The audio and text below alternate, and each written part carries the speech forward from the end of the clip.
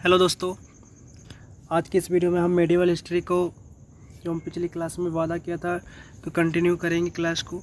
तो हम आज से मेडिवल हिस्ट्री को कंटिन्यू करेंगे। आज हम पढ़ेंगे मेडिवल हिस्ट्री का फर्स्ट क्लास। तो दोस्तों, आप लोग बहुत ही बेहतरीन तरीके से तैयार हो जाइए कॉपी कलम लेके। इस वीडियो में हम कंप्लीट नोट्स आपको प्रोवाइड करवाएंगे और पूरा कॉन्सेप्ट आपको देंगे।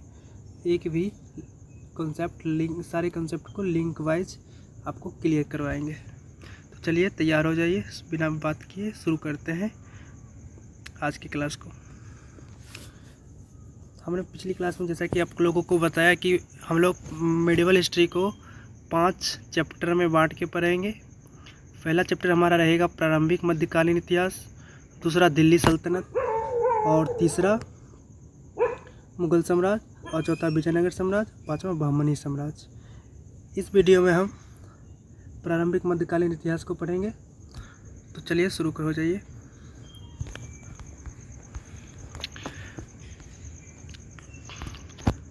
वो तो हम पढ़ेंगे ही, उससे पहले हम कुछ लोग और जानकारी जान लेते हैं, बेसिक जानकारी जो कि इम्पोर्टेंट होता है हिस्ट्री को पढ़ने से पहले।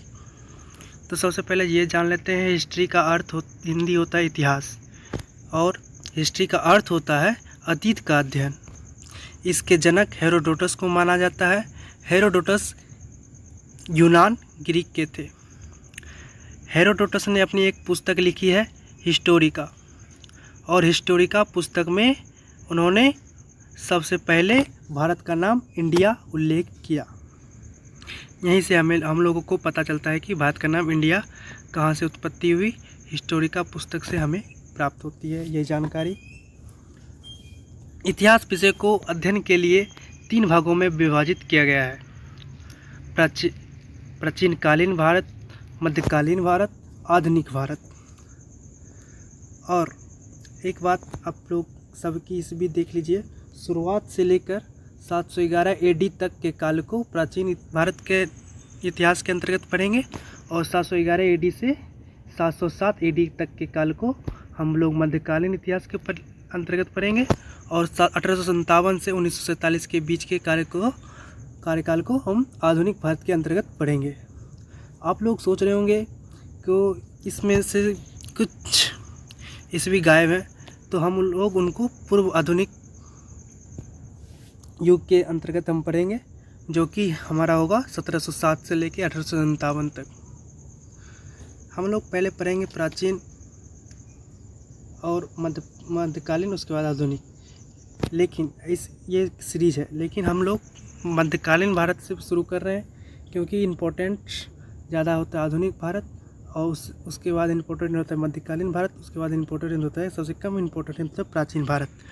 हम लोग पहले मध्यकालीन भारत को ख़त्म कर लेते हैं, उसके बाद आधुनिक भारत को ख़त्म करेंगे, जिससे कि हमारा याद रहे हमेशा के लिए एग्ज़ाम में। हम लोग तो अभी फ़िलहाल वर्गीकरण देख रहे हैं, तो हम सबसे पहले प्राचीन भारत के इतिहास को वर्गीकरण को देख लेते हैं। प्राचीन भारत के इतिहास को 3 भागों में वर्गीकृत किया गया है: प्राक-ऐतिहासिक, अर्ध-ऐतिहासिक और आधुनिक ऐतिहासिक काल। और प्राक-ऐतिहासिक काल को भी 2 युग में बांटा गया है, स्टोन एज, कॉपर एज। और स्टोन एज को भी कुछ भागों में बांटा गया है: पुरापाषाण, मध्यपाषाण, नवपाषाण।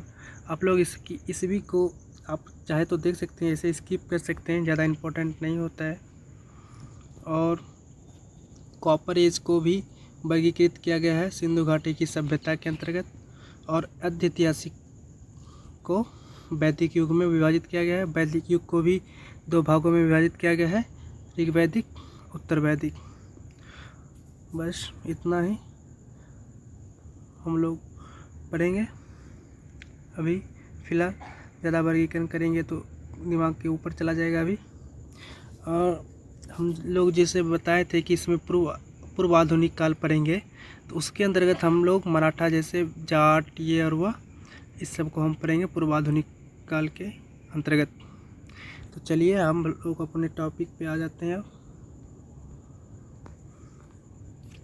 अगर इससे पहले हम ये देख लेते हैं कि आप लोगों को AD और BC में अगर कोई कन्फ्यूजन हो तो हम उसको भी डिस्क्राइब कर देते हैं।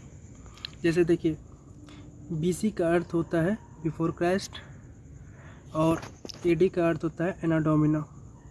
और लेकिन ये क्रिश्चियन कैलेंडर के अनुसार है। अगर अन्य कोई चाहे तो जैसे कि बहुत सारे कैलेंडर हैं, सबका अपना अपना होता है। कोई अपना BC को लिखते हैं BCO और AD को लिखते हैं CO, तो उसका अर्थ होता है बिफोर कॉमन इरा और कॉमन इरा। ठीक है, आपको मैं छोटा सा कॉन्सेप्ट है, इसको याद कर सकते हैं।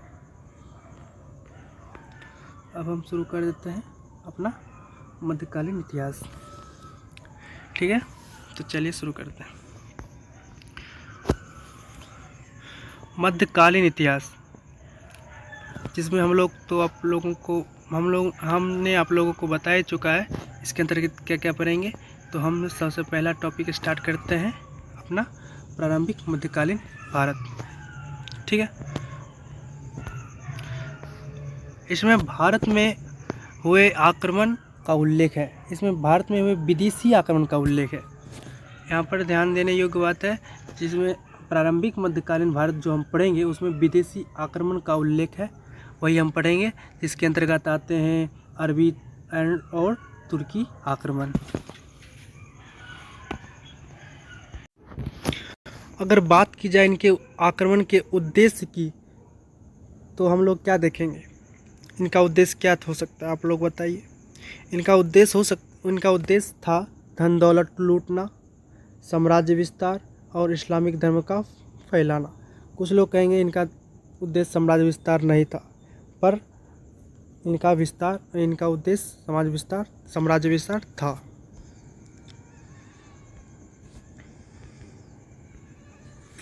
इस्लाम, जब हम लोग पढ़ेंगे ये अरबी और तुर्की आक्रमण, तो ये लोग इस्लाम थे। अब इस्लाम की शुरुआत कैसे हुई पूरा बेसिक से जानते हैं। इस्लाम की शुरुआत 570 AD और BC को हम लोग पहले ही आप लोगों को क्लियर करवा चुका है। इस्लाम की शुरुआत 570 AD पहले हुआ था। कहाँ पे हुआ था? मक्का में, सऊदी अरब के मक्का में हुआ था। किसने किया था? एक पैगंबर मोहम्मद ने इस्लाम की शुरुआत की थी। कैसे की थी, क्यों की थी, सब जानते हैं आगे। पैगंबर मोहम्मद को इस्लाम का भगवान माना जाता था। इसे अल्लाह का संदेश वाहक भी कहा जाता है। जैसे कि 570 AD में इनका जन्म हुआ, तो 40 साल बाद क्या हुआ कि 610 AD में मक्का में एक गुफा में, जिसका नाम था हीरा नामक गुफा, तो उन्होंने उसी गुफा में पैगंबर मोहम्मद को ज्ञान की प्राप्ति हुई। ज्ञान की प्राप्ति कैसे हुई, उसके लिए एक कथा है, जैसे बोल सकते हैं मान्यता है कि उस गुफा में एक गैब्रियल क्या होता था, इस गुफा में एक दूत था, अल्लाह का दूत गैब्रियल ने पैगंबर मोहम्मद को अल्लाह का संदेश देते थे। 610 AD से 622 AD तक उन्होंने मक्का में ही समय पैगंबर मक्का में इस संदेश को बताया और लोगों को अपना साथ जोड़ा। जब उन्हें ज्ञान की प्राप्ति हुई तो उन्होंने सारे लोगों को बताया और लोगों को अपने अनुयायी के रूप में स्वीकार करवाया। यही वास्तविकता में इस्लाम धर्म की शुरुआत थी। और उनकी जो विचारधारा थे, उनको मानने वाले सारे लोग मुस्लिम कहलाए। और एक बात यह है कि मुस्लिम होने के उन्होंने कुछ शर्त बताए थे, जो कि हमने यहाँ पे साइड में लिखे हैं, आप लोगों को दिखा देते हैं। यहाँ पे हज यात्रा, जो लोग मुस्लिम कहलाएंगे, अपने आप को समझेंगे, वो हज यात्रा करेंगे और 5 बार नमाज़ पढ़ेंगे, रमज़ान में रोज़ा रखेंगे और ज़कात उनको देना होगा। ज़कात एक धार्मिक कर होता था, जो कि 1/40 आय का 1/40 भाग अपने धर्म के प्रति दान करना होता था मुस्लिम को ही। और कलमे में विश्वास रखेंगे, वही सच्चे मुस्लिम कहलाएंगे। पैगंबर मोहम्मद के अनुसार। अब बात आती है 622 ईडी में क्या हुआ कि पैगंबर मोहम्मद को वहाँ के लोगों ने विरोध किया। पैगंबर मोहम्मद को वहाँ के लोगों ने विरोध के चलते मक्का को छोड़ना पड़ा। तब 622 ईडी में मदीना वो चले गए। मदीना कुछ दूरी होती है मक्का से, कुछ दूरी पे है मदीना, वहीं चले गए विरोध के चलते। तो जो यात्रा उन्होंने मक्का से लेके मदीना तक की है, वही यात्रा हज यात्रा के नाम से जाना जाता है, जो कि हम यहाँ पे लिख चुके हैं।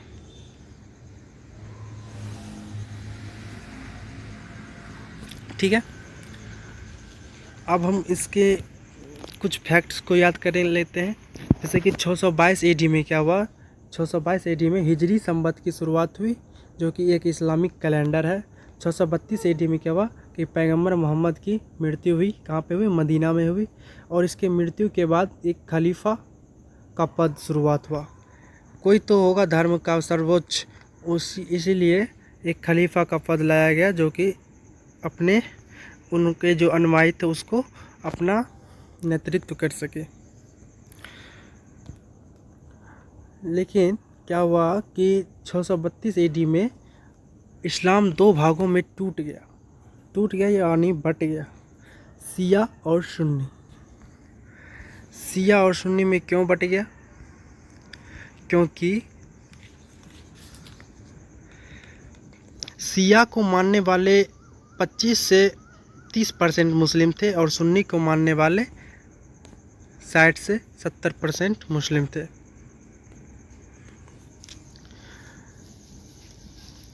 शिया का पहला खलीफा मोहम्मद अली अहमद हुआ और सुन्नी का पहला खलीफा अबू बकर हुआ। हम आगे बता रहे हैं कि शिया और सुन्नी में क्यों बट गया, कारण क्या था। पहले ये जान लेते हैं फैक्ट्स जो कि एग्ज़ाम में पूछे जा सकते हैं। मोहम्मद अली अहमद जो शिया के प्रथम खलीफा हुए, वो पैगंबर मोहम्मद के दामाद थे और उनकी बेटी, पैगंबर मोहम्मद की बेटी से उनका शादी हुआ था। तो उनका बेटी का नाम इम्पोर्टेंट हो जाता है, फातिमा था उनका बेटी का नाम। और सुन्नी खलीफा जो थे, उन पहला खलीफा तो अबू बकर थे और दूसरा खलीफा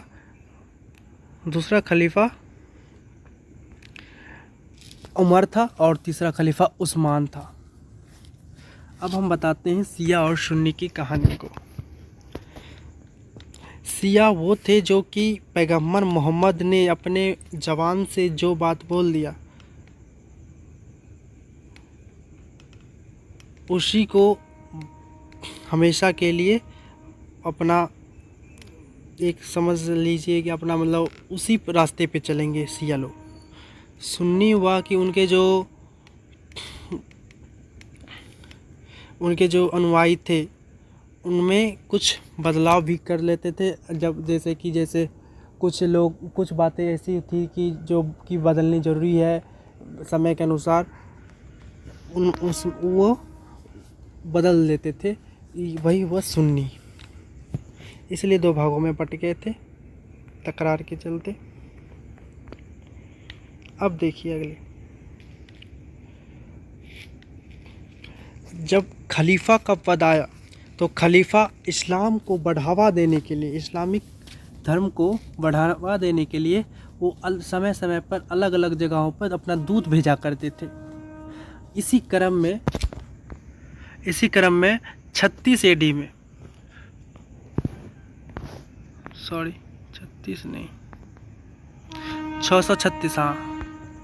636 एडी में क्या हुआ कि भारत में भी इस्लामिक दूत भेजे गए।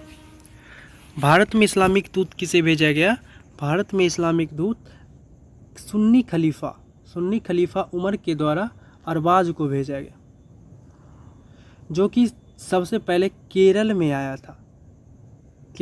था। अपने इस्लामिक धर्म को प्रचार करने के लिए, लूट भी करने के लिए आए थे और उनका मेन मोटो था इस्लामिक धर्म प्रचार, लेकिन वह असफल रहे। अब हम पढ़ेंगे भारत में सबसे पहले और सफल मुस्लिम आक्रमण, मुस्लिम नहीं मतलब हाँ वो भी बोल सकते हैं मुस्लिम आक्रमण, तो इसके अंतर्गत आएगा सबसे पहले अरब आक्रमण। अरब आक्रमण की शुरुआत 711-12 AD में हुआ था। इसको बहुत ही अच्छी तरीके से समझते हैं, बहुत इंटरेस्टिंग है। देखिए 8वीं शताब्दी की शुरुआत में 710 AD में फारस में एक राजा हुआ करता था अल-हज्जाज। अल-हज्जाज एक राजा हुआ करता था, फारस के राजा अल-हज्जाज। इसको राजा किसने बनाया? इसको राजा अल-वादिल द्वितीय ने राजा बनाया था।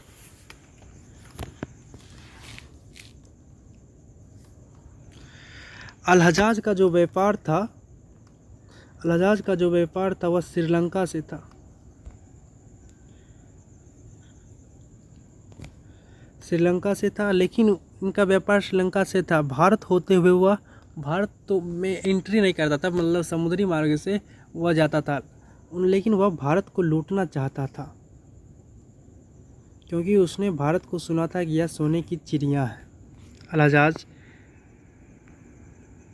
लूटना चाहता था भारत को, क्योंकि भारत उसने सुना था कि भारत सोने की चिड़िया है। सॉरी 710-11 में क्या हुआ कि 710-11 AD में क्या हुआ कि अल-हज्जाज जब व्यापारिक जहाज को देवल बंदर श्रीलंका से लेके जा रहा था सामान को, तो देवल बंदरगाह पर लूट लिया गया। कौन लूट लिया आगे बता रहे हैं हम पढ़ेंगे। देवल बंदरगाह कहाँ पड़ता था? सिंध प्रांत के अंतर्गत आता था। सिंध प्रांत के बगल में आता था देवल बंदरगाह। सिंध गुजरात के क्षेत्र के अभी आसपास है, के काल के समय गुजरात के आसपास के क्षेत्र को सिंध कहा जाता था। वहीं पर देवल बंदरगाह था, वहीं पे लूट लिया गया। और सिंध का राजा दाहिर था, सिंध का राजा दाहिर था, इसलिए अल-हज्जाज ने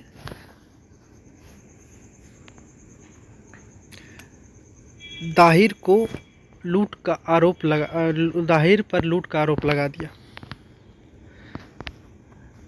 दाहिर ब्राह्मण वंश के अंतर्गत आता था। इसके पिता का नाम चच था, और इस सारे लूट का वो जो वर्णन है चचनामा पुस्तक में मिलता है, जो कि उनके पिता के नाम पे लिखा गया था। अल-हज्जाज ने दाहिर में से लूट का हर्जाना मांगा। अल-हज्जाज ने दाहिर से लूट का हर्जाना मांगा, लेकिन दाहिर ने मना कर दिया। वो तो होना ही था, आपको पता तो हो हमने लूटा या नहीं लूटा, शायद इसने लूटा भी नहीं हो, इसका तो वर्णन पुस्तक में नहीं है ये लूटे थे कि या नहीं, लेकिन हर्जाना इससे मांगा और आरोप इसी पे लगाया था, दाहिर पे। अल-हज्जाज ने इस घटना को बदला लेने के लिए दाहिर पर हमला कर दिया। अल-हज्जाज द्वारा सिंध पर कई हमले करवाए गए। अल-हज्जाज द्वारा सिंध पर कई हमले करवाए गए, लेकिन दाहिर जो था एक बहुत ही शक्तिशाली राजा था, अतः दाहिर ने कई युद्ध जीत लिए।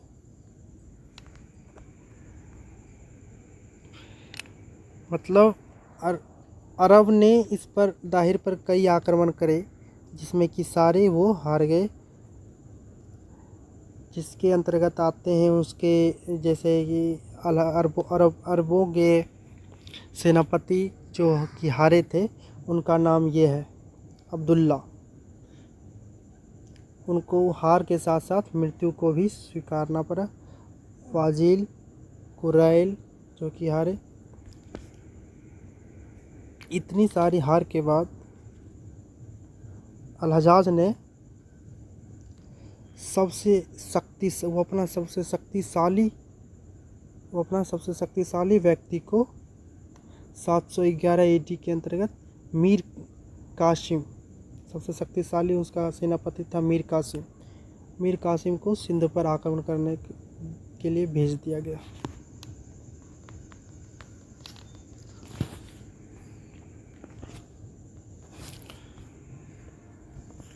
मीर कासिम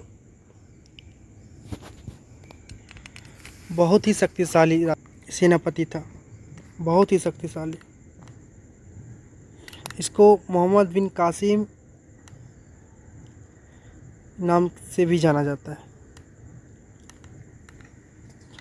यही भारत पर सबसे पहला सफल मुस्लिम आक्रमण करेगा। अब कुछ इंटरेस्टिंग फैक्ट्स आएंगे आप लोगों को, बहुत ही मज़ा आएगा। आप बने रहे हमारे साथ। 711 एडी में कासिम आक्रमण की शुरुआत करता है। पहला आक्रमण उसका देवल बंदरगाह पर था। देवल बंदरगाह पर उसका मकसद ही था दाहिर से पंगा लेना, लेकिन उस समय दाहिर इस युद्ध में शामिल नहीं हुआ था। दाहिर जैसे गुजरात के क्षेत्र यहाँ पे हैं, यहाँ पे सिंध के क्षेत्र, यहाँ पे उनको यह जो युद्ध हुआ, यही युद्ध रावर का युद्ध कहलाया। बहुत इम्पोर्टेंट क्वेश्चन बनता है, कई बार यह पूछा भी जा चुका है। रावर का युद्ध किस किस के बीच हुआ? तो 712 एडी में दाहिर और कासिम के बीच हुआ। इस कारण 712 एडी में भारत में पहला सफल आक्रमण माना जाता है। 712 एडी में हुए जो अरब आक्रमण थे, उसी को सबसे पहला सफल मुस्लिम आक्रमण माना जाता है। इस युद्ध में क्या हुआ कि दाहिर की मृत्यु हो गई, दाहिर मारा गया।